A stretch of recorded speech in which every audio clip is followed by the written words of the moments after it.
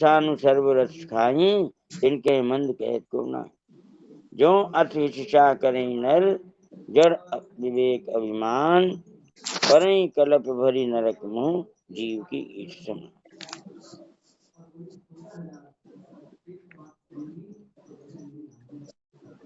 शंभु सहज समृद्ध भगवाना, ए विवाह सब विधि कल्याण।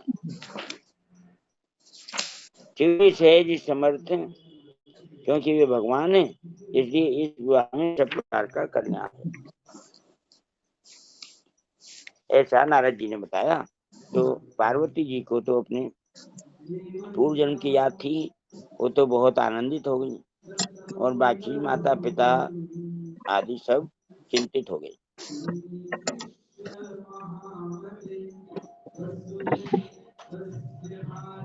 माता पिता को बहुत तरह से समझाकर बड़े हर्ष के साथ पार्वती जी तप करने के लिए चली। प्यारे कुटुंबी पिता और माता सब व्याकुल हो गए, किसी के मुंह से बात नहीं निकलती।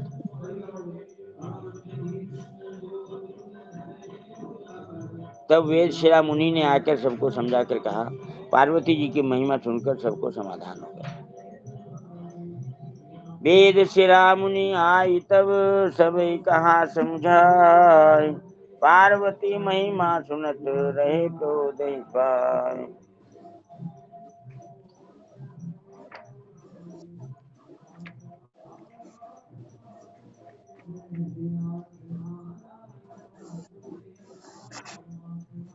तो इसके ऊपर शंका प्रकट की गई थी भाइयों बहनों के द्वारा कि वेद शिरा मुनि ने कौन सी बात समझाई सबको, और पार्वती जी की महिमा सुनकर सब को समाधान हो गया। ऐसा क्या वृत्तांत सुनाया उन्होंने, इसके ऊपर विचार करते हैं। वेद शिरा मुनि कौन?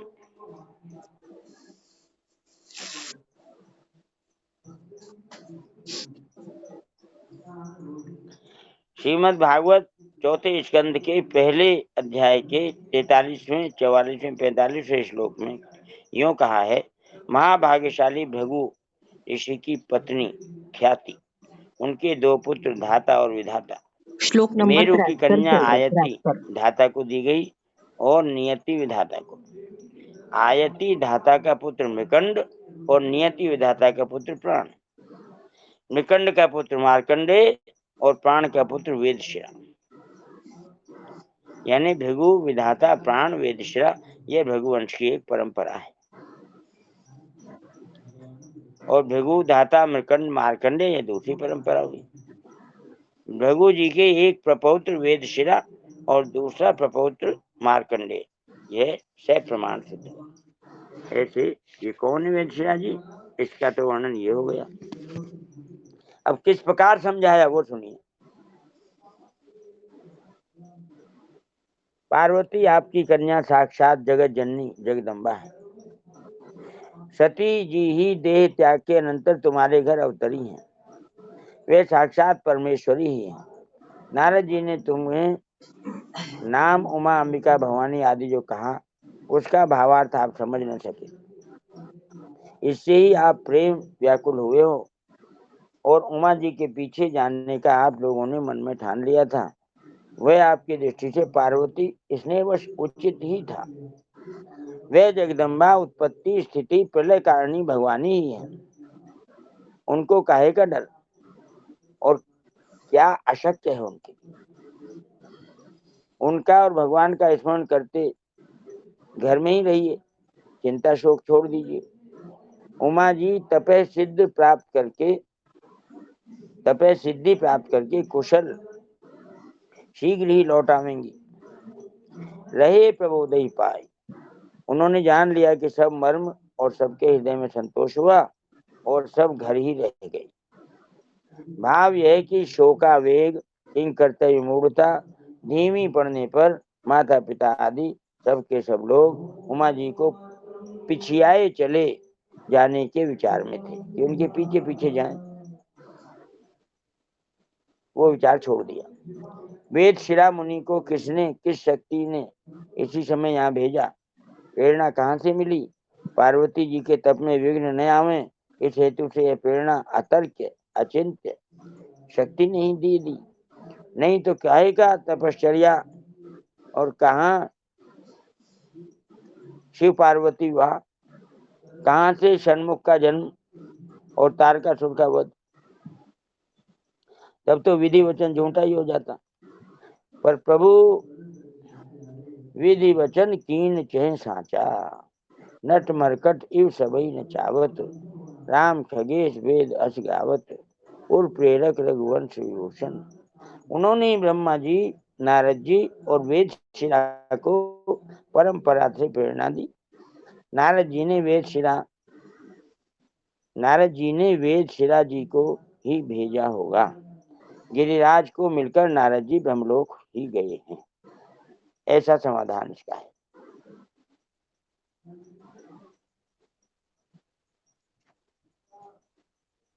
नारायण नारायण। कौन सा दुआ पढ़ रहे हैं? नारायण नारायण 73 जी, 73वां। 73। हाँ जी, 73वें दुआ का कल आपने पूछा था ना, प्रबोधि क्या है, क्या कहा समझा के मैंने उसकी व्याख्या बताई। जी जी, बहुत सुंदर। तब वेद शिला अक्सर सबको समझाकर कहा। पार्वती जी की महिमा सुनकर सबको समाधान हो गया। प्राणपति शिवजी के चरणों को हृदय में धारण करके पार्वती जी वन में जाकर तप करने लगी। पार्वती जी का अत्यंत सुकुमार शरीर तप के योग्य नहीं था, तो भी पति के चरणों का स्मरण करके उन्होंने सब भोगों को त्याज दिया।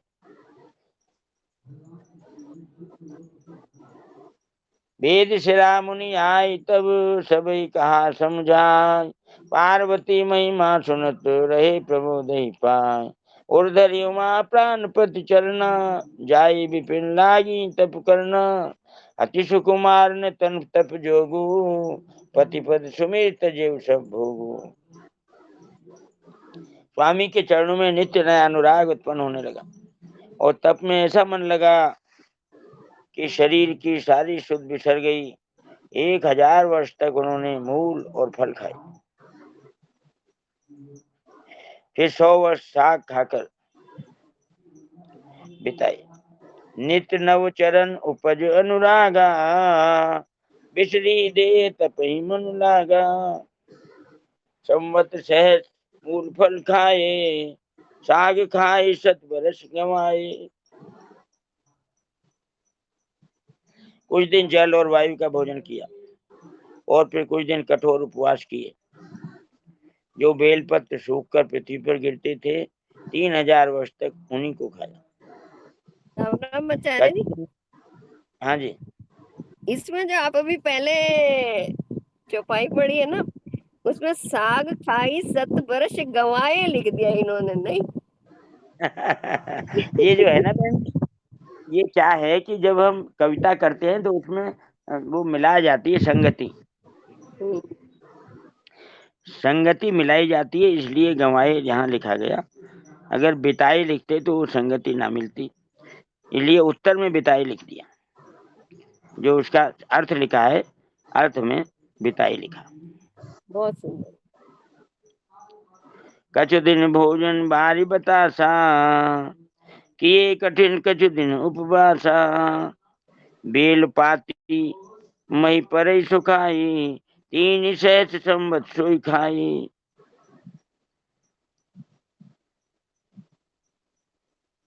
क्या किया? कुछ दिन जल और वायु का भोजन किया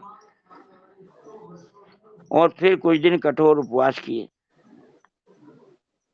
जो बेलपत्र सूखकर पृथ्वी पर गिरते थे, 3000 वर्ष तक उन्हीं को खाया।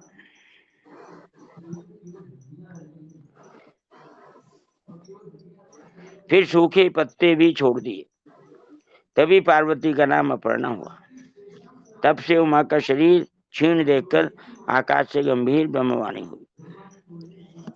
पुनि परिहरे सुखाने उपरना, उमई नाम तब भयो अपर्णा। देखी उमई तब क्षीण शरीरा, ब्रह्म गिरा भई गगन गंभीरा।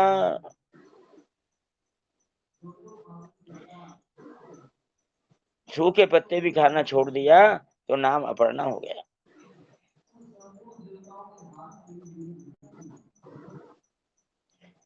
तपस्या की अवधि कितनी होगी? 3000, 1000, 4000 और 100। और ये बीच में बताया ही नहीं कि कितने दिन जल और वायु का भोजन किया और फिर उपवास किया।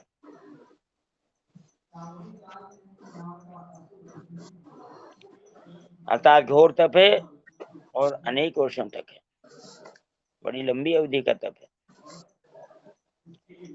भय मनोरथ सुफल तब सुन गिरिराज कुमार, परिहर दुषय कलेश सब, अब मिली है त्रिपुरा। आकाशवाणी हुई, हे पार्वती, हे पर्वतराज की कुमारी, सुनो, तुम्हारा मनोरथ सफल हुआ। तुम अब सारे असह्य क्लेशों को, कठिन तप को त्याग दो। अब तुम्हें शिव जी मिलेंगे। आश्वासन मिल गया।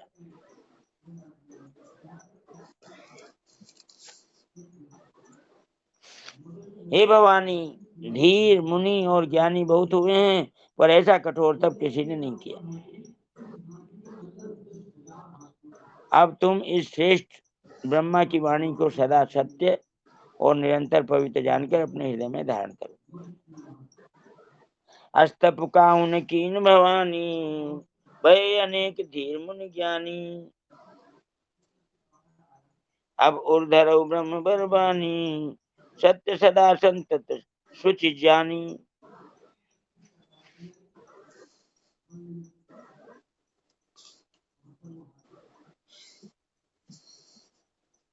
अब तुम्हारे पिता बुलाने जब आवे तब हट छोड़कर घर चली जाना, और जब तुम्हें सप्तऋषि मिले तब इस वाणी को ठीक समझना। आवे पिता बुलावन जब ही, हठ परिहरि घर जाए हो तभी। मिले तुम्हें जब सप्तऋषि सा, जाने तब प्रमाण पागी सा।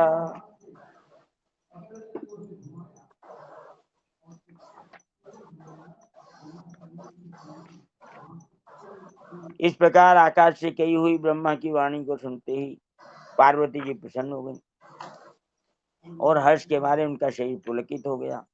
याज्ञवल्क्य जी भरद्वाज जी से बोले कि मैंने पार्वती का सुंदर चरित्र सुनाया, अब शिव जी का सुहावना चरित्र सुना।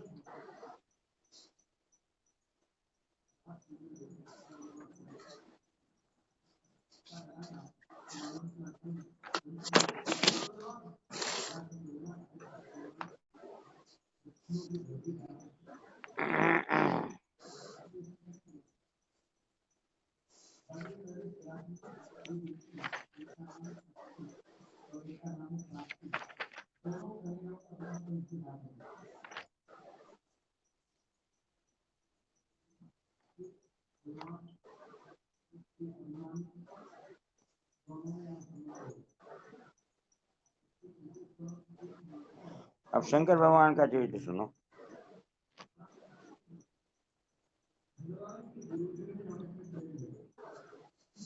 जब से सती ने जाकर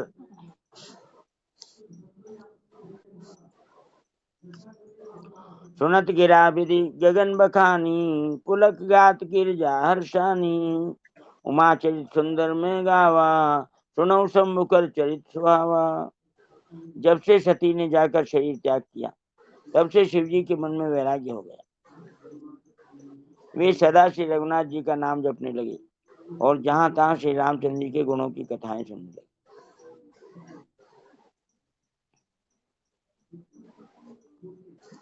जब ते सती जाई तनु त्यागा, तब ते शिव मन भयो विरागा। जपई सदा रघुनायक नामा, जय ते सुनई राम गुण ग्रामा।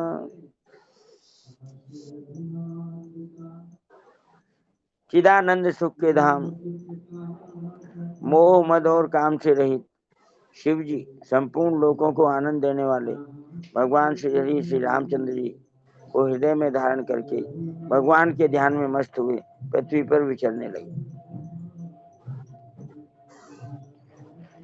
चिदानंद सुखधाम शिव विगत मोह मद काम, विचरहि मई धरि हृदय हरि सकल लोक अभिराम। वे कहीं मुनियों को ज्ञान का उपदेश करते और कहीं श्री रामचंद्र जी के गुणों का वर्णन करते। यद्यपि सुजान शिव जी निष्काम है, तो भी वे भगवान अपने भक्त सती के वियोग के दुख से दुखी। यहाँ सुना आपने क्या कहा है? अपनी पत्नी के दुख से दुखी नहीं है, अपने भक्त के वियोग से दुखी।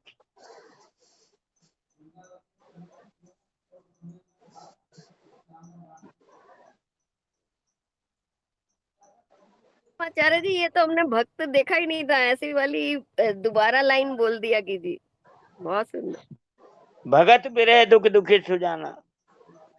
यहाँ लोग सोचते हैं पत्नी के दुख में दुखी घूमे। अरे पत्नी के दुख में नहीं, भक्त के। सती भगवान शिव की भक्त है,